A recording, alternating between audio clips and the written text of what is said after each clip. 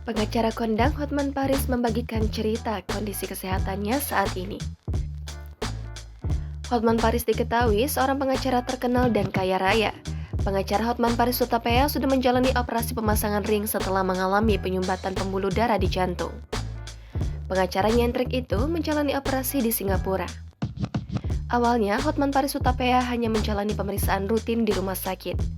Namun saat itu, dokter memberitahu bahwa Hotman Paris Hutapea mengalami penyumbatan pada pembuluh darah di jantung.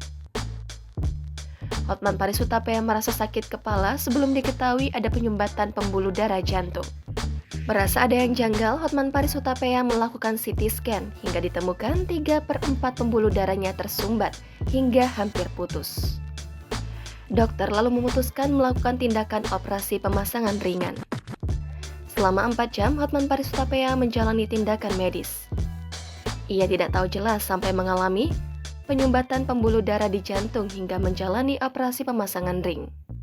Seluruh biaya operasi pemasangan ring di jantung sebesar 500 juta rupiah itu dan seluruh biaya pengobatan dibayari salah satu kliennya. Download Tribun X sekarang, menghadirkan lokal menjadi Indonesia.